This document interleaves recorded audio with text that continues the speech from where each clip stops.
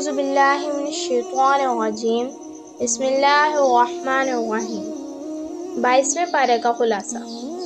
قرآن پاک کے 22ویں پارے کا آغاز سورۃ الاحزاب سے ہوتا ہے۔ سورۃ الاحزاب کے آغاز میں اللہ تعالیٰ نے امہات المؤمنین سے مخاطب ہو کر فرمایا کہ جو کوئی بھی امہات المؤمنین رضی اللہ تعالیٰ عنہ میں سے اللہ اور اس کے رسول صلی اللہ علیہ وآلہ وسلم کے لیے اپنے آپ کو وقف کرے گا اور نیک اعمال کرے گا، اللہ اس کو 2 گنا اجر عطا فرمائے گا اور اس کے لیے پاک رزق تیار کیا گیا ہے۔ اس کے ساتھ ساتھ اللہ تعالیٰ نے امہات المؤمنین رضی اللہ تعالیٰ عنہ کو اس امر کی بھی تلقین کی کہ جب وہ کسی سے بات کریں تو نرم آواز سے بات نہ کیا کریں، تاکہ جس کے دل میں مرض ہے وہ ان کی آوازوں کو سن کر طمع نہ رکھیں اور معروف طریقے سے بات کیا کریں۔ اللہ تعالیٰ نے امہات المؤمنین رضی اللہ تعالیٰ عنہ کو اس امر کی بھی تلقین کی کہ وہ اپنے گھروں میں مقیم رہیں اور جاہلیت کی بے پردگی اور بناؤ سنگھار کا اظہار نہ کریں اور نماز کو قائم کریں، زکوٰۃ ادا کریں اور اللہ اور اس کے رسول صلی اللہ علیہ وآلہ وسلم کی اطاعت کریں۔ بے شک اللہ تعالیٰ چاہتا ہے کہ نبی کریم صلی اللہ علیہ وآلہ وسلم کے گھر والوں سے ناپاکی کو دور کر دیا جائے اور ان کو پاک صاف کر دیا جائے۔ اس صورت مبارکہ میں اللہ تعالیٰ نے نبی کریم صلی اللہ علیہ وآلہ وسلم کو حکم دیا کہ وہ اپنی بیویوں، بیٹیوں اور مومن عورتوں کو کہہ دیں کہ گھروں سے نکلیں تو وہ جلباب کو اوڑھا کریں۔ جلباب سے مراد ایک ایسا لباس ہے جس نے عورت کو سر کے بالوں سے لے کر پاؤں کے ناخن تک ڈھانپا ہو اور صرف ایک آنکھ نظر آ رہی ہو، اور اس لباس کا مقصد یہ تھا کہ وہ پہچان لی جائیں اور کوئی ان کو تنگ نہ کرے۔ اس صورت میں اللہ تعالیٰ نے منہ بولے بیٹے کے مسئلے کو بھی واضح کیا کہ منہ بولا بیٹا حقیقی بیٹا نہیں ہوتا، اور ساتھ ہی اللہ تعالیٰ نے یہ امر بھی واضح فرما دیا کہ جناب رسول صلی اللہ علیہ وآلہ وسلم تم میں سے کسی مرد کے باپ نہیں بلکہ اللہ کے رسول اور اس کے آخری نبی ہیں۔ اللہ تبارک و تعالیٰ نے مومنوں کو حکم دیا کہ وہ اللہ کا کثرت سے ذکر کیا کریں اور صبح شام اللہ تعالیٰ کے ذکر میں مشغول رہا کریں۔ اللہ اور اس کے فرشتے مومنوں پر رحمت بھیجتے ہیں تاکہ اہل ایمان کو گمراہی کے اندھیروں سے نکال کر ہدایت کی روشنی کی طرف لے جائیں۔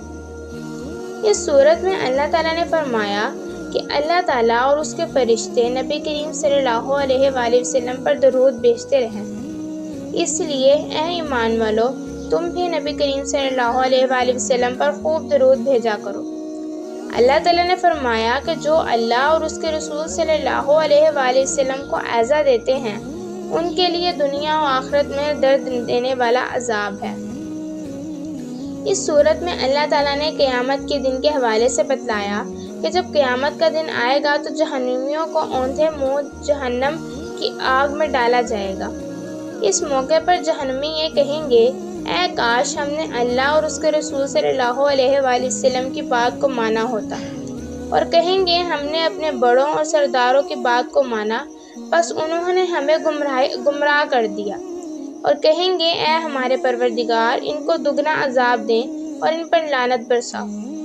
اللہ تعالیٰ نے اہل ایمان کو اس بات کی نصیحت کی ہے کہ اے ایمان والو تم ان کی طرح نہ ہو جاؤ جنہوں نے موسیٰ علیہ السلام کو تکلیف پہنچائی۔ تو اللہ تعالیٰ نے ان لوگوں کی کہی ہوئی بات سے موسیٰ علیہ السلام کی برات ظاہر کر دی اور اللہ کے نزدیک بڑی عزت والے تھے۔ اہل ایمان کی ذمہ داری ہے کہ وہ اپنے نبی کی تکریم کریں اور آپ صلی اللہ علیہ وآلہ وسلم کی ذات کا ہر ممکن دفاع کریں۔ اس صورت میں سچی بات کہنے کے فوائد بھی بتلائے گئے ہیں کہ اگر بات سیدھی کی جائے تو معاملات سمجھ جاتے ہیں اور اللہ حق گو شخص کے گناہوں کو معاف فرما دیتے ہیں۔ سورۃ الاحزاب کے بعد سورۃ السبا ہے۔ سورۃ السبا میں اللہ تعالیٰ ارشاد فرماتے ہیں کہ سب تعریفیں اللہ کے لیے ہیں جس کے لیے آسمان و زمین میں موجود سب کچھ ہے، اور آخرت میں بھی اسی کی حمد و تعریف ہے، اور وہ باخبر حکمت والا ہے۔ وہ جانتا ہے جو زمین میں جاتا ہے اور جو اس سے نکلتا ہے، جو آسمانوں سے اترتا ہے اور اس کی طرف چڑھتا ہے، اور وہ رحمت کرنے والا اور بخشنے والا ہے۔ اس صورت میں اللہ تعالیٰ نے جناب داؤد اور سلیمان علیہ السلام پر اپنے انعامات کا ذکر کیا کہ کس طرح اللہ تعالیٰ نے جناب داؤد علیہ السلام کے لیے پہاڑ اور پرندوں کو مسخر فرما دیا اور لوہے کو ان کے ہاتھوں میں نرم کر دیا۔ جناب سلیمان علیہ السلام کے لیے ہواؤں کو مسخر فرما دیا تھا اور مہینے کا سفر وہ چند پہروں میں کر لیتے تھے۔ جنات کو ان کے احکامات کے تابع کر دیا تھا۔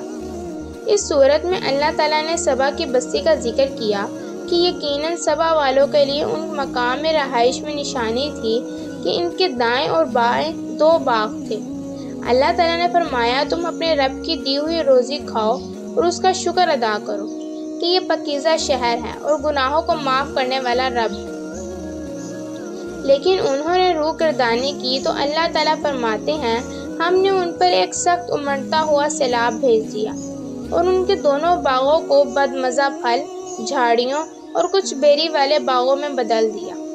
ہم نے ان کو یہ بدلہ ان کے کفر کی وجہ سے دیا تھا اور ہم صرف ناشکروں کو ایسا بدلہ دیتے ہیں۔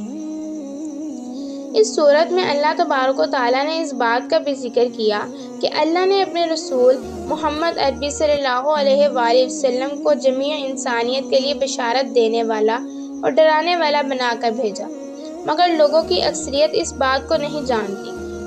سورۃ السبا کے بعد سورۃ فاطر ہے۔ سورۃ فاطر میں اللہ تعالیٰ بیان کرتے ہیں کہ تمام تعریفیں زمین اور آسمان بنانے والے اللہ کے لیے ہیں۔ اس نے فرشتوں میں سے بھی رسول چنے ہیں۔ بعض فرشتے 2 پروں والے، بعض 3 اور بعض 4 پروں والے ہیں۔ اللہ تعالیٰ اپنی خلقت میں جس طرح چاہتا ہے اضافہ کرتا ہے۔ بے شک اللہ تعالیٰ ہر چیز پر قادر ہے۔ جناب جبرائیل امین جو کہ فرشتوں کے سردار ہیں، اللہ تعالیٰ نے 600 پر عطا فرمائے۔ اس صورت میں اللہ تعالیٰ نے ان گمراہ لوگوں کا ذکر کیا جن کو ان کے غلط اعمال بھی اچھے معلوم ہوتے ہیں۔ اللہ تعالیٰ نے نبی کریم صلی اللہ علیہ وآلہ وسلم کو دلاسا دیتے ہیں کہ آپ ان اعمال پر حسرت نہ کریں، اللہ تعالیٰ کو پتہ ہے جو یہ کرتے ہیں۔ اللہ تعالیٰ فرماتے ہیں دنیا میں جتنی عورتیں حاملہ ہوتی اور جتنی بچوں کو جنتی ہیں اور جو کوئی بھی بوڑھا ہوتا ہے اور جس کی عمر کم ہوتی ہے، اللہ کو ہر بات کا علم ہوتا ہے۔ سورت میں اللہ تعالیٰ یہ بھی ارشاد فرماتے ہیں کہ اندھا اور نابینا برابر نہیں ہو سکتے اور نہ ہی دھوپ اور چھاؤں برابر ہو سکتے ہیں اور نہ ہی زندہ اور مردہ برابر ہو سکتے ہیں۔ اللہ تعالیٰ کا ارشاد ہے کہ جو شخص ہدایت کے راستے پر ہو وہ گمراہ انسانوں کے برابر نہیں ہوتا۔